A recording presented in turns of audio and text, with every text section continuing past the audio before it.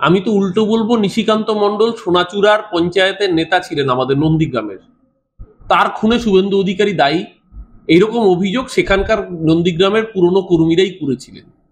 আমার মনে হয় শুভেন্দু অধিকারী ভালো বলতে পারবেন, কারণ বাংলায় একটা প্রবাদ আছে, চোরের মায়ের বড় গলা, যাকে হিন্দিতে বলে চোর কি মাই জোরসে বলে। শুভেন্দু অধিকারী নিজে এই ধরনের কাজকর্ম করেন বলে, তাই জন্য শুভেন্দু অধিকারী এই ধরনের কথাবার্তা বলতে অভ্যস্ত থাকেন। ওনার এই কথার বিজেপি কোনো গুরুত্ব দেয় না। ওর কথায় যদি বিজেপি গুরুত্ব দিত তাহলে নরেন্দ্র মোদীর কাছে দেখা করতে গিয়ে ফিরে আসতে হতো না। ওর কথায় যদি বিজেপি গুরুত্ব দিত তাহলে শিলিগুড়িতে কদিন আগে অমিত শাহ এসছে, ও সেখানে গিয়ে দেখা করতে পারতো, ওকে ঘাট ধাক্কা দিয়েছে, ওকে আসতে বারণ করে দিয়েছে।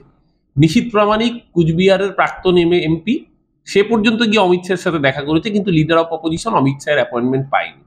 গোটা রাজ্যে বিজেপির মধ্যে এত অন্তর্দলীয় কোন্দল যে বিজেপির মধ্যে কার্যত কে সুকান্তর দিকে, কে দিলীপ ঘোষের দিকে, কে শ্রমিক ভট্টাচার্যের লবি, কে অগ্নিমিত্রা পালের লবি, সেই নিয়ে লড়াই চলছে। মাঝখান থেকে শুভেন্দু ভাবছে নেপোয় দই মারবে।